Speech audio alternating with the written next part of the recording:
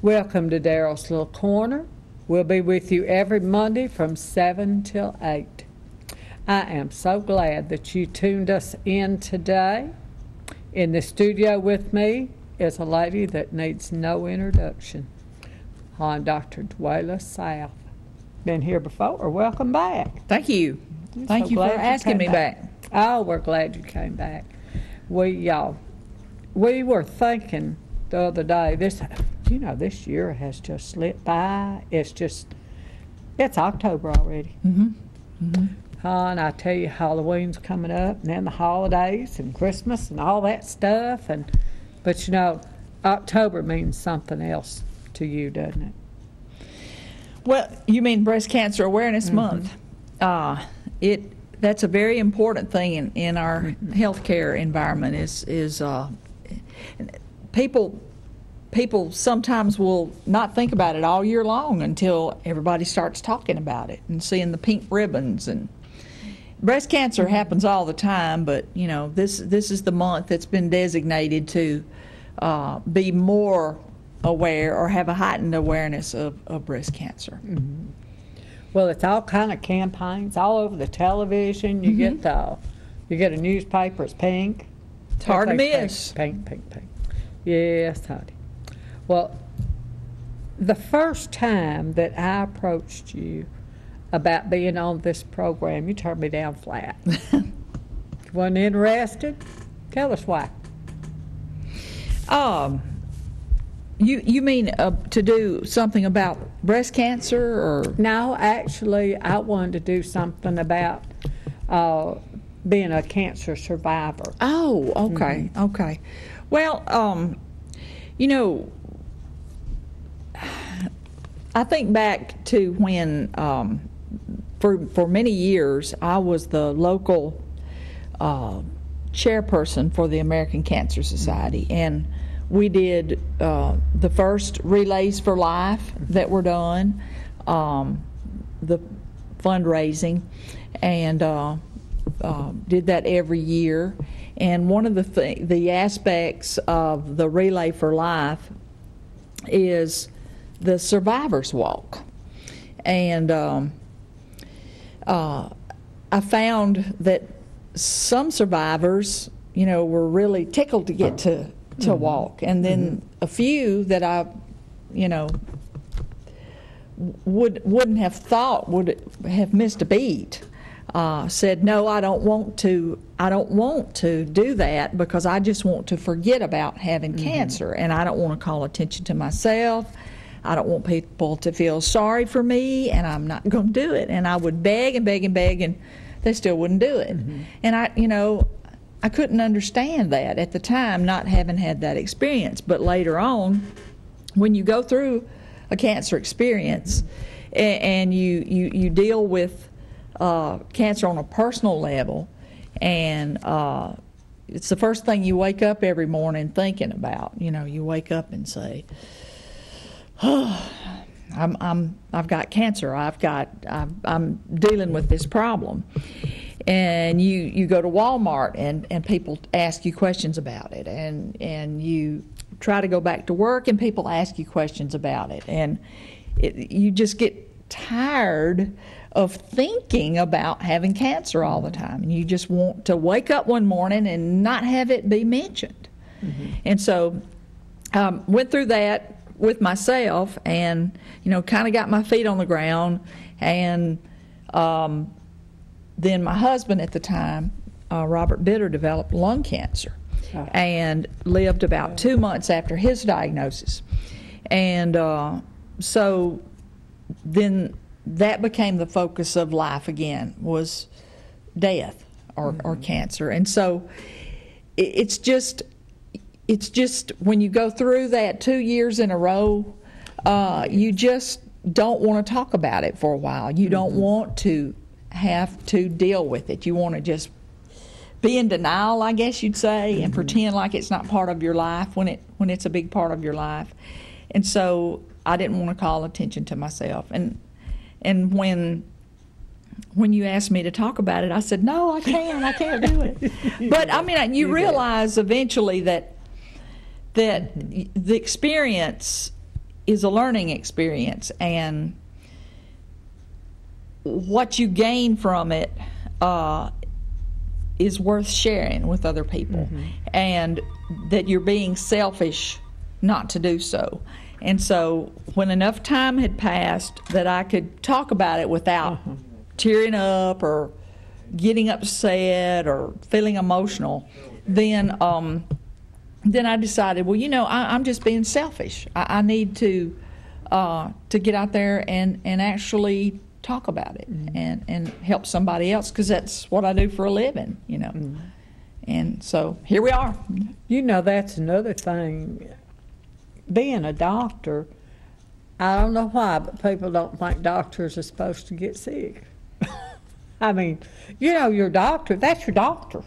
It was the, I know when you started coming up here, and married Roger, and you would come up here to the Jeter program.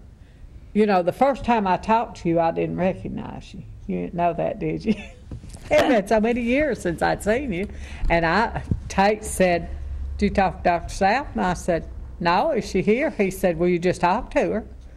And I was kind of embarrassed. And I said, "Well, no, where?"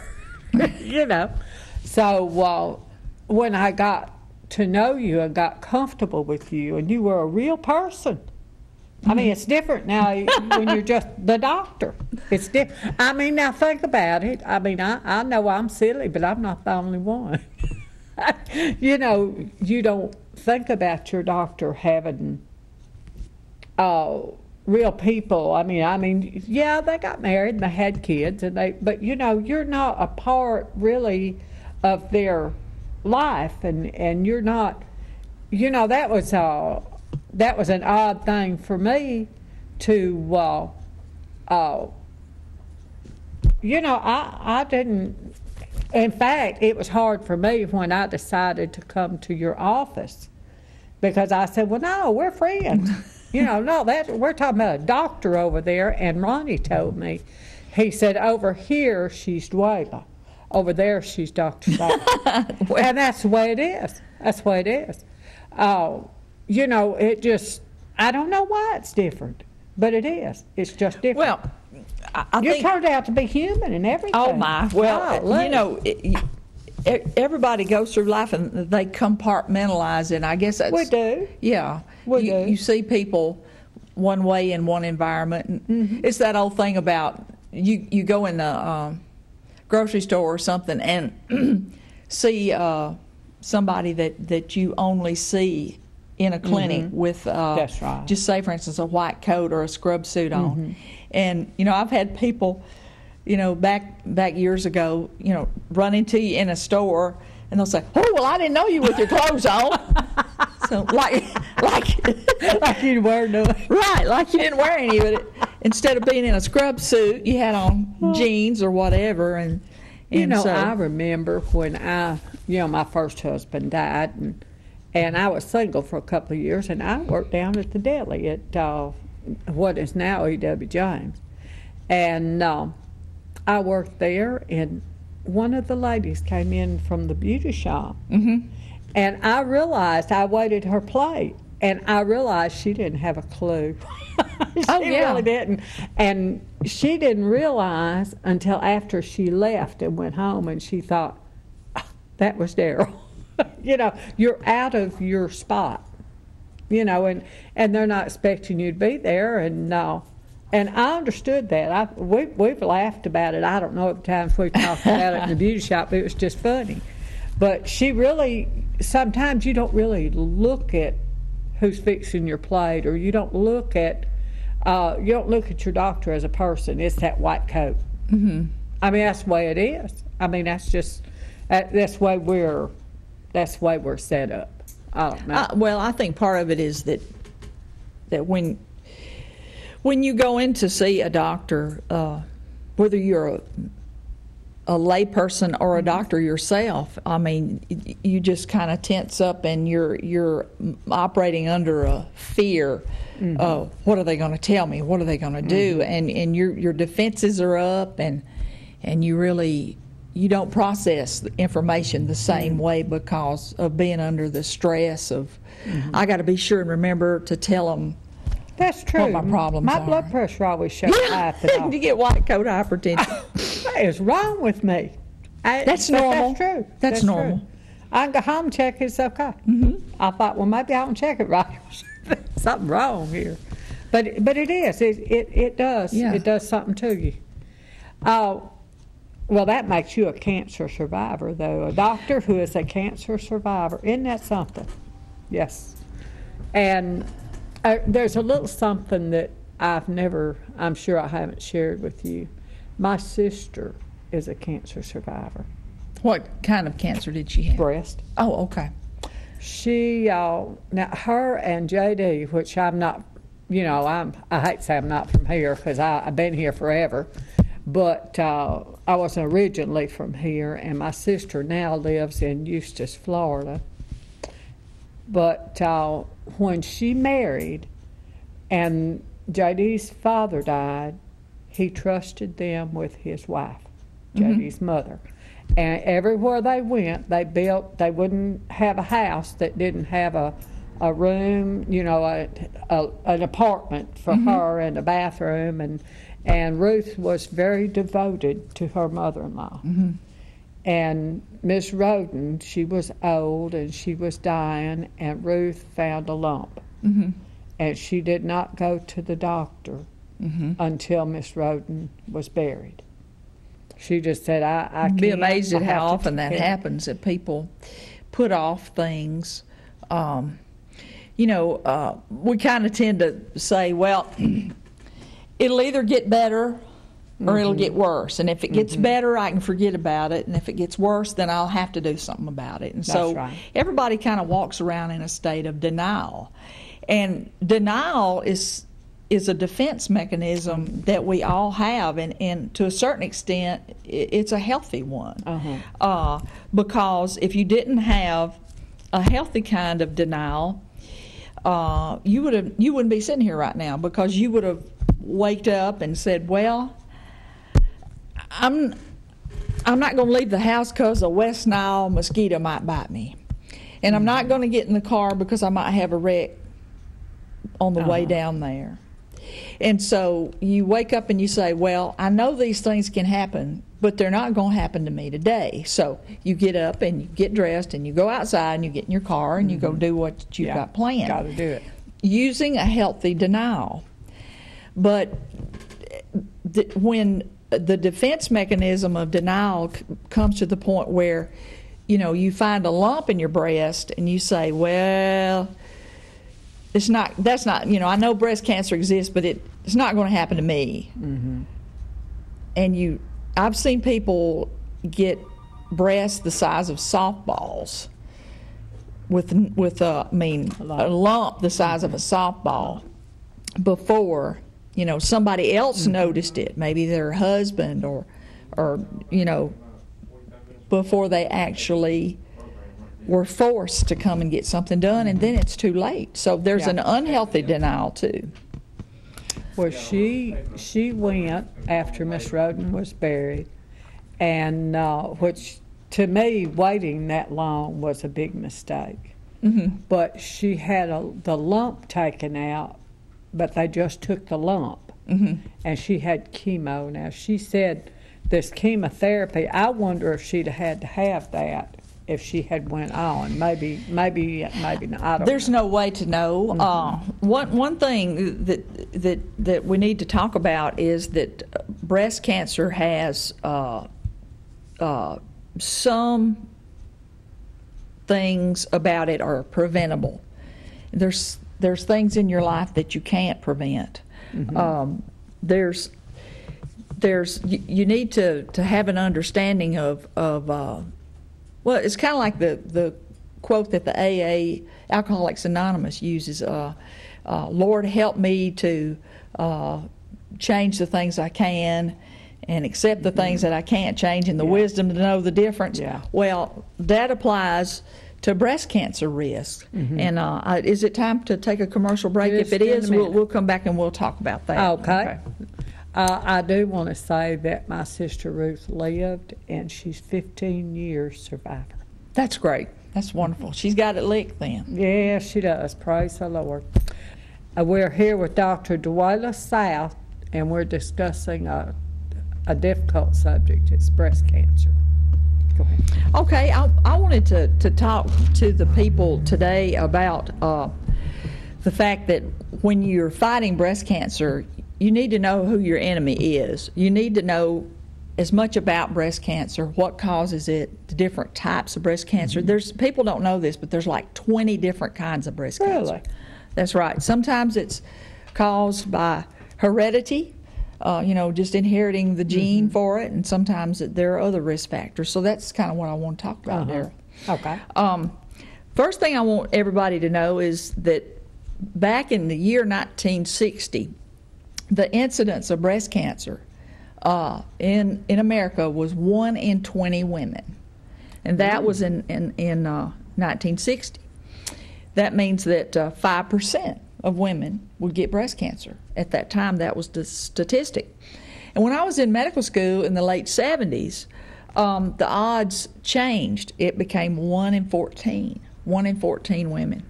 Now that's more. Yes, okay, and you fast forward to today, the odds for breast cancer in March of 2012 is 1 in 8 women. Oh. Now you just go in a group, 1, 2, 3, 4, 5, 6, 7, 8. There's 1 out of 8. That's 12%. So that means that the risk for us to get breast cancer has doubled in the last 50 years. Now, men get breast cancer too, but they get it at a rate of 1 in 1,000. Very rare in men. But women's breast cancer has increased astronomically since 1960. Well, why is this? People want to know, well, what's happened? What's different? Well, one thing that happened back in the 40s, the hormone replacement was discovered. The drug Premarin was discovered. So when women went into menopause, it was very easy to go to the doctor and get on hormones. And also in the 1950s, birth control was invented, so to speak, or discovered. So birth control pills have been in widespread use since the 1950s. Also, another thing that's different with women since that time is that the social acceptability of smoking has happened. Yeah. Okay, back before that time, women didn't smoke. At least if they did, they hid it. Yeah. But as many women smoke as men now, according to statistics. So women are smoking more. Now, think about this too. Do you know what the most common kind of cancer is for everybody? It's skin cancer. But compared to breast cancer, skin cancer is, it's like swatting a fly. I mean, most skin cancers are easy to treat. You just cut it out and you're done with it, unless it's melanoma. The second most common cancer that women get is breast cancer after skin cancer. The third most common cancer that women get is lung cancer. But which cancer kills the most women? Which one do you think? Do you think? I would say breast. No, it's lung. Really? Even though there's more breast cancer, lung cancer is a worst killer of women, and one reason for that is because more women are smoking. So if you smoke, think about quitting. Think hard about quitting, because that also is a factor in every other kind of cancer that we get. People who smoke have every sort of cancer at a higher rate. Also, another thing that's changed with women in the last 50 years is we're fatter than people used to be. Back in the Depression, everybody was really active. Not too many people were overweight. But today, food is easy to get. Unhealthy food is cheaper to get than healthy food. That's sad, but that's true. And so, you look at the state of Mississippi, we're the poorest state. We're the poorest state in the nation. Lowest income, but we're the fattest state in the nation. Now that is exactly opposite of the way it was back in the Depression. We were the poorest state in the nation, but we were the most underfed. Yeah. But now we're the poorest, but we're the fattest. So what's happened different in the last few years that's turning things around in breast cancer? The incidence of breast cancer has just recently started to drop. And the reason for that is because the Women's Health Initiative research study found that one of the big causes of breast cancer was the number of years that people took hormone replacement or took hormones of any sort.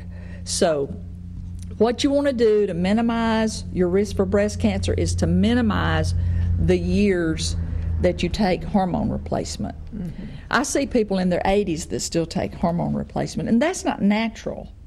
It's not natural for a woman at 80 to have a lot of estrogen. That's the Lord didn't intend that. No. And what's that thing? It's not nice to fool Mother Nature. Yeah, that's right. Taking excessive hormones does increase the risk for breast cancer.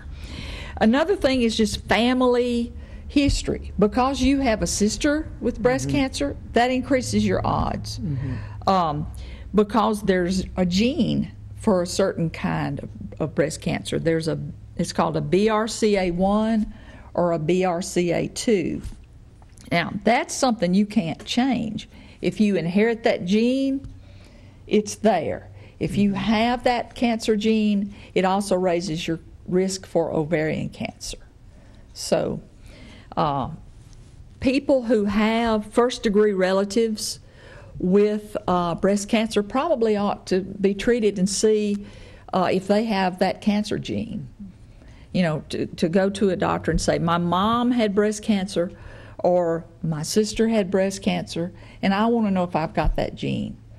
At the very least, be diligent about getting your mammograms. Okay? Are we all right on time? Okay. That kind of cancer is a lot less common than just your typical estrogen-related cancer. Only 15% of people have that BRCA type cancer. So what are the two main risk factors for a woman getting breast cancer? Well, age is probably the number one. You're a woman, that's a risk factor. Number two is getting older. You can't do anything about that. Yeah. Can't do anything about that. So there's 40,000 people who die in the United States every year from breast cancer. So that is a lot of women. And if there's something that we can do about it, we need to be doing it. And one of the main reasons that we're talking about this today is to let you know that there's a threefold approach to knowing where you stand with breast cancer. One of the things is to get your mammograms when you're supposed to. Now, the Cancer Society and doctors all recommend that you get your first mammogram at age 40, and then annually thereafter as long as you're healthy. Now, if you have a sister or a mother or a child, a first-degree relative with breast cancer, you shouldn't wait till you're 40. You ought to get it probably at 35, because the quicker you can detect it, the better the likelihood is that you can do something about it. White women have a higher rate of breast cancer than other races, than Hispanics or Asians or blacks. If you have really dense breasts, that increases the risk for breast cancer. If you had an early onset of your menstrual cycle, or if you had a late onset of menopause, because what that does is it increases the years that you have estrogen. What is early and late? What would be considered? I think the average girl starts a menstrual cycle at anymore. It's younger than it used to be. It can be anywhere from like 12 to 16, but we see children at age 10 starting. Yes, preteens. Babies.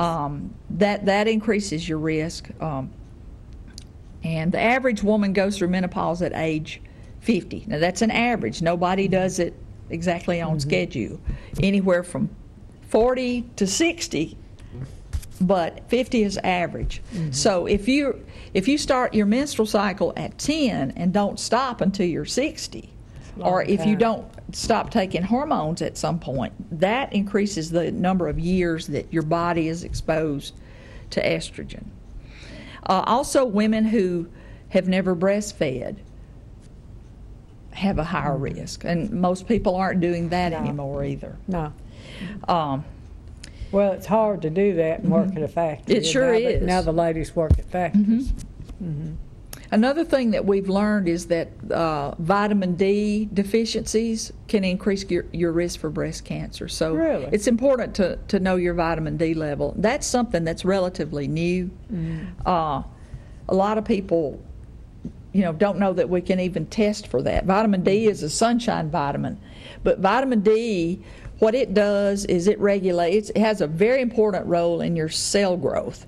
So people who have vitamin D deficiencies have higher risk of cancers of all sorts and don't do as well. So it's important to know. Didn't know that. Didn't know that. Yeah.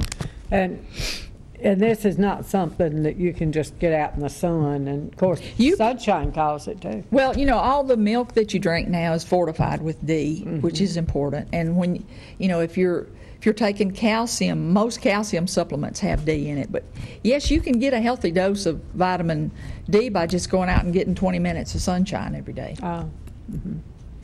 But it's important to know your level. Important to do it. And the second thing I would say that women need to do, we talked about the mammograms, and but how many women check their breasts each month? Most people don't. No. You know you're supposed to do it. I mean, I know I'm supposed to do it, but Well, you don't know I forget. how. You forget. Well, I don't know how. Well, I mean, the average woman don't know how. yeah, well, that's something that your doctor should show you how to do. Your doctor should do a breast exam every time they do a pap smear. You'd be surprised how many women go to the doctor, and we don't ask stuff like that. We don't ask nothing.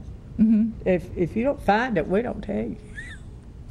Yeah, you're right. People will play. I know people play games with the doctor. It's like It's with yourself. It's like if she didn't say anything about it, why, it must be okay. Right, yeah. And see, the thing I keep telling people all the time, I said, look, I'm a medical doctor, but I'm not a veterinarian. I expect my patients to complain and to tell me where they hurt and to tell me what their symptoms are. Yeah. I mean, don't come in and say, okay, here I am, find out what's wrong with me. That's right. And people will do that. It's like you say, a lot of people will come in and they'll say, well, if they don't find it, then it must not be important. Nothing wrong. She didn't say a word. Yes. But please don't play games with your doctor. Well, people say, well, I go to the doctor and they say, what's wrong with you? I said, well, if I knew what's wrong with me. But a doctor don't know if you don't tell them nothing. Yeah. Well, let's talk about breast self-exam. Now, it's kind of an embarrassing subject. You really ought to get your doctor to show you how, but I'll give you some pointers and things to look for, because I know that's one of the things that you wanted to talk about. It is. The best place to examine your breasts, to start off with, there's 3 ways to check your breasts, and you ought to do it. If you're prior to menopause, you need to do it about a week after your menstrual cycle. If it's after menopause, just do it the first day of the month. Just make it the first day of the month. I'm going to do it. The best place to check your breast is to get in the shower or in the tub and just soap up real good and raise up one arm and take your other hand and start checking, because people forget that there's breast tissue under your arms. And feel under your arms for knots. And then start by gentle pressure at 12 o'clock. Just pretend like your breast is a clock. And start at 12 o'clock and just do gentle pressure around the clock face, and make at least 3 circles, and then go back and do firmer pressure, 3 circles around, and then squeeze your breast and see if any blood or any discolored fluid comes from the nipple. Okay, and you repeat that on the other side. And if you're soapy, and it's easy to do, and you can really find something wrong that way. And the great thing about breast self-examination is you're feeling with your hand, but you're also feeling with your body. You're feeling it from the inside out and the outside in. Your doctor only has the benefit of feeling from the outside in. And let me say this right here. Almost every case of a lump, the patient is the one that finds it. They come in and say, I found something different. You know, it's so hard if you're examining a woman's breast. Everybody's breast is different. Some of them are just naturally lumpy, and you're checking one side against the other. I'm going to say 999 times out of 1,000, it's the woman that comes and says, I found something in my breast that leads to the exam, that leads to the mammogram, that leads to the diagnosis of breast cancer. So breast self-examination is very, very important. And what you're looking for, okay, when I say to do that exam, what are you looking for?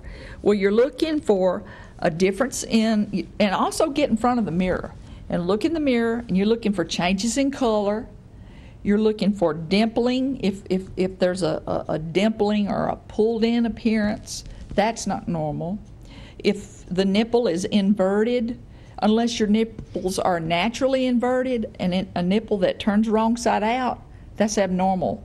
That sometimes means there's a tumor down under there that's pulling the nipple downwards. If your veins seem like, they look like varicose veins in your breast instead of the normal color, that is a sign that something's going wrong in there. Then the skin texture, there's a phenomenon called orange peeling. If your skin, I don't mean that your skin looks orange, it just looks like the skin of an orange. It looks like big pores. That's a sign of breast cancer. So it's very important to not only feel of your breast as part of your exam, but to stand in front of the mirror, hold up your arms, see if your breasts are pointing in the same direction. If one of them is askew, that may mean that there's a tumor that's pulling your breast in the wrong direction. So it's very important to look, because color changes, scaliness, redness, heat, all those things can be abnormal. And if you have those things to come up when you're doing your exam, get to the doctor, get an examination, and then get a mammogram, because it means something's wrong. Well, we're going to have talking to Dr. Dwaila South, and we're discussing breast cancer, which, you know, my first thought was, well, the guys won't be interested, but it's not really just a guy, a lady thing, because guys have breast cancer too. Now, we were talking before the commercial about how to check your breast. Well, what about these guys? How do they know when they got breast cancer? Well, is there any help? Is there help for them? Yes. Well, like I say, it's really rare. It's 1 in 1,000. I had a good friend, a man the other day, who came in and said, I'm ashamed to tell you this, but I've got a knot right here, and I'm worried. And I felt of it, and indeed he had a knot there, and we actually got a mammogram on this guy, and it was like a gristled up scar tissue, and I said, this is not a breast cancer. This is like a gristly growth in there. I said, at some time you have had a lick to the fatty tissue of your breast, because he was a little bit overweight. You've had an injury that caused the fat to gristle up and scar up and form this knot. And I said, you've mashed around on it, feeling of it, you've got it sore. Scared to death, yeah. He said, let me think. I said, have you ever been in a wreck and hit a steering wheel, or had the seat belt to bruise you there? Yeah. He said, No, but I did fall out of a tree stand and deer hunting last year. Oh, and bless so his heart. mystery solved. He fell out of a Bless tree his stand, heart. and that was the cause But of that's that. a scare. Now that Oh would- yeah. I mean, I was praying, that it wasn't that. Mercy, yes. Because he was afraid and I was worried for him, Yeah, that's an awful thought. I mean, but I just thought, well, a man, well, this mammogram thing, yeah, I'll tell you, women don't go get them because we're scared of them. Oh, yeah. We don't I'll know tell you nothing something about funny. My mother's 93, and she's had exactly one mammogram in her life. And Was it that bad? It was bad. back when we were at the old clinic, we used to have this van that would go from one clinic to the other and do mobile mammography. And I called Mother and I said, "You've never had a mammogram. You need to have one." And this was like 20 years ago. And she finally consented to do it because she'd had some problems before. And when she got out, she came in there where I was, and she said, "I ain't never had another one of them as long as I live." That was. And I said, "Why?" And she said, "Well, when I went in there, I was a 36B, and when I came out, I was a 40 long." And she said, and she hasn't ever gone back. And a lot of women, not only because they're afraid we'll find something, a lot of women are afraid that it's going to hurt. Okay? Well, it sounds like it. Have you ever had a mammogram? No. Oh, okay. No. Well, everybody's afraid the first time. And it isn't exactly your idea of a fun way to spend a day. But I'm telling you, you need to do this. And I'm going to give you a hint. This is a hint that I learned for myself. It is uncomfortable because they put your breast on a tabletop. It's the X-ray machine, and they take another plate and they kind of compress it down. Yeah, and it doesn't feel good, but it doesn't last long.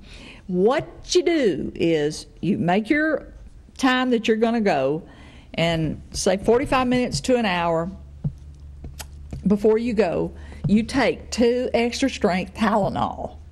And 4 nerve pills. No, take 2 extra strength Tylenol, and I promise you it will be a lot better experience because that just lowers your pain threshold. I mean, that's what I do myself. I don't think you'll read that in a medical journal anywhere, but that's what I do. It works. And it gets me through, and I don't even dread it anymore. It's like, okay, take my Tylenol, go get my mammogram. It's wonderful.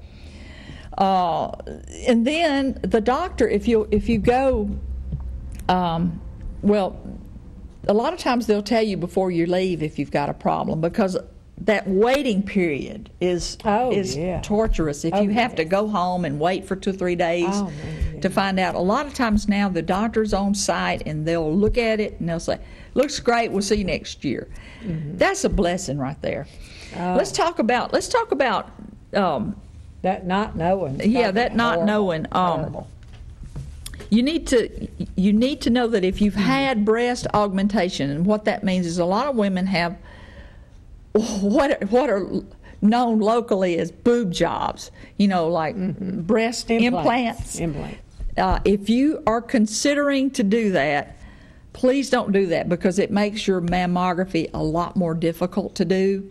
There's a risk for busting the implant.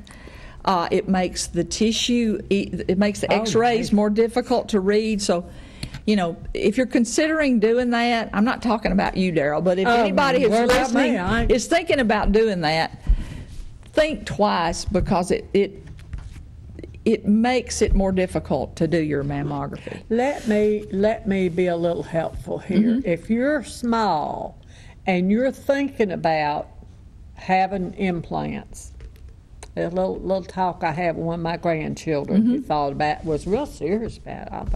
I said, "Baby, are you crazy? I've never been real small anywhere, not even my toes. Forget that. But the problems that large breasts cause, I mean, you get raw underneath them. Your straps dig into your shoulders and leave marks on you, and the difficulty. You consider that before you get implants. Well, Besides that, they're going to chop you up. It's a grass is greener thing. I mean, to get them in there, do they not have to cut you and all that? Well, all that scar. Who wants scars? Well, ain't no good. A scar's not pretty either. No. Well, it's a grass is greener thing. People who are small-breasted want to be large-breasted. People who are large-breasted want to get breast reductions. It's like, well, the grass is greener or whatever. I took her in the back room by myself, and I showed her my shoulders, and you know, she decided she might not do that. So if you're considering, you're real serious, get with somebody that knows and let them show you just their shoulders. It's a different situation. I don't think we've mentioned this yet, but we talked about October being Breast Cancer Awareness Month. At the local hospital here at Tippah County, they're doing screening mammograms this month for $65, and that's a bargain. That's a screening mammogram. Most places cost about $150, so that's about half price. That's our local hospital. $65 is very, very reasonable. You know, I do think that's part of the reason that women don't get them done. When you're young, you work all the time. You got insurance, but you work all the time. You don't have time to take care of yourself. And you think you're healthy and going to live forever. Well, then when you get old enough to not work all the time, you don't have insurance. You don't have Medicare till you're 65. You know, from 62 to 65, if you retire at 62, you got no insurance till you turn 65. You don't have money to have it done. Yeah, I know there are some hospitals that charge about $300 for a mammography. And, you know, you think about a woman that's, say, in her 40s, and maybe she's a waitress or something, and they don't have insurance benefits. And a lot of waitresses don't get paid. Well, they don't get paid minimum wage. I mean, they get paid a very small amount and then their tips. Plus, they got to take a day off work. That's right. And so that's why so many women don't go. They've got so many responsibilities. They do. When you think about getting an X-ray that costs $300, that might be a week's work for you. Yeah. Well, so if you're drawing early retirement, it's probably near about a month's pay.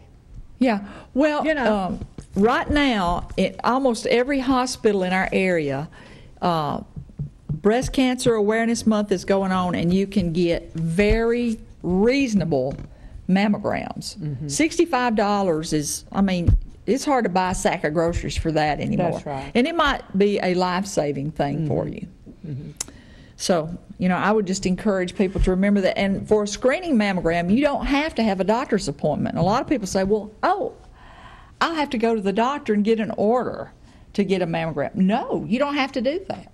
You don't. You can just, if you get up one morning and you got the morning off, if you get there by 12 o'clock, you walk in, get your mammogram. So I encourage you to think about doing that. I didn't know that. I thought you had to be referred for everything. No. Not for that. How about that? Ladies, that's a thought. That's a thought. This is Dr. Dwaila South, and we're discussing a subject that nobody wants to think about, but it's very dear to us ladies, especially. As say men too, but they don't get it as often. Now I tell you, it was a shock to me one time, a long time ago. I was raising my children, and I don't know, we kind of got in a bind, and I went to work at night at the nursing home. Back in those days, you know, they just hired you and taught you what to do. And the first time that I saw someone that had had a mastectomy, that was a shock to me. I mean, this scar, I thought, she had both taken off.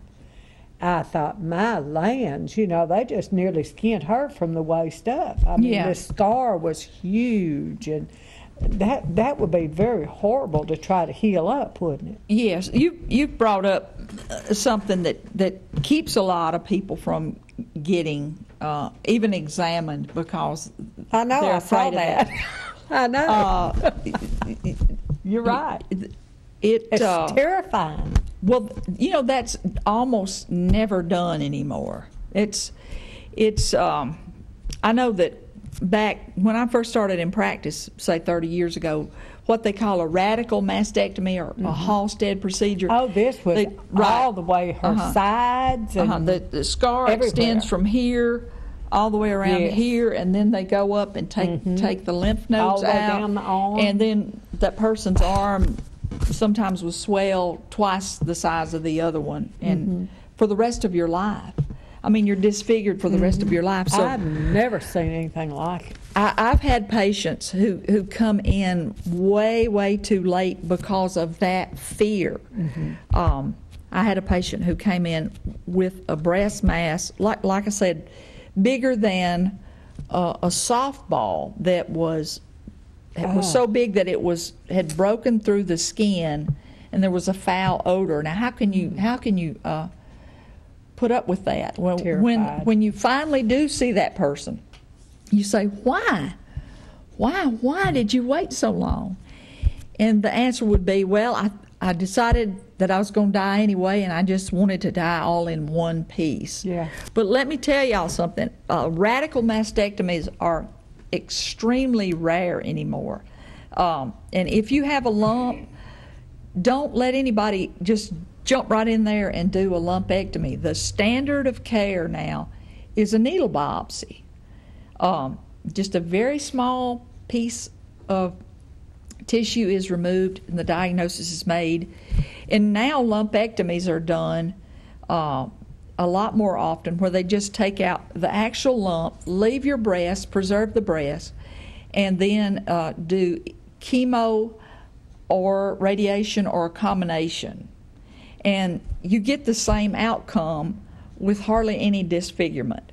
So the fear of a complete radical mastectomy, I mean, they're still done in advanced cases in certain types of cancers, but much more rarely.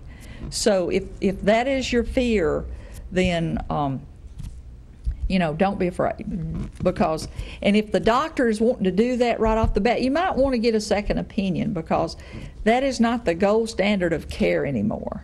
It's a lot less disfiguring surgeries going on. Now, that is not to say that in certain instances with certain types of breast cancer, a radical mastectomy might be what you want, might be what you need. Oh, it's a terrifying thing. I mean, it really is. It really is. There's a lot of myths out there, there's a lot of things we don't know if it's right or not. And I was going to ask you a few questions. Okay. All right, when you cut in, can air cause the cancer to spread? No, that is a myth. What it is by the time you're talking about, like with abdominal cancers and that sort of thing, I've heard that. I've just always heard if you cut in on cancer that air would cause it to spread, and I don't know it. That's why I'm not a doctor. Well, that's that's not your true. department. What it is by the time you get to that point, the cancer has reached a certain stage such that it's at a rapid rate of growth, and so that was going to happen anyway. Air doesn't. Having surgery doesn't cause that. Okay. Can aspirin help stop the spread of cancer? Well, we know that aspirin is an anti-inflammatory, and the latest statistics and recommendations are, an aspirin a day decreases your risk for colon cancer. We've learned that. What? Okay. Can deodorant or antiperspirant bring on breast cancer? No. That's not that. There's no link to that. Okay. Can plastic bowls in the microwave cause cancer? Well, there are certain types of plastics that shouldn't be microwaved because they produce toxic fumes and break down into toxic things. And I don't think that we know the complete answer to that, but I would just suggest that you don't, just arbitrarily put something in a plastic bag and stick it in the microwave. If it says it's microwave safe, it's been tested, I would exert caution on that, because I don't think we know the entire answer to that. We don't know, for instance, what in our environment, That's right. Life is hazardous to your health. I mean, as soon as we're born, we're exposed to toxins every day, and in the air we breathe and the food we eat, we don't know what all we're taking into our bodies, and that can possibly cause cancer. Does consuming alcohol affect your chances of getting cancer? With breast cancer, more than 2 alcoholic drinks a day increases your risk for breast cancer. It certainly increases your risk for liver cancer and cancer of the pancreas. The hepatobiliary system, where alcohol is broken down, and the liver and pancreas cancers are connected to high alcohol intake. Can breast cancer be caused by a bruise? No. No. There's no link to that. Pain can be. Pain can, breast pain. Yeah. And like we talked about with my friend and patient who had a lump, but it was a non-malignant lump. Okay, can radiation cause breast cancer? Some folks think cell phones cause it. Well, and I noticed you had one. Oh yeah, I've got one. I wish I didn't have one, but I do. I don't know how people live without them. But I do have a dumb phone. I don't have a smartphone. To answer that question, people who have had radiation treatments of the chest for other reasons are at a higher risk for breast cancer. So the answer to that is yes. Radiation itself, radiation, having taken a 2 months treatment of radiation to my head, I kind of live all the time in apprehension that that's going to do something to me. So I'm a patient too. But yes, think about that. Radiation exposure is a carcinogen.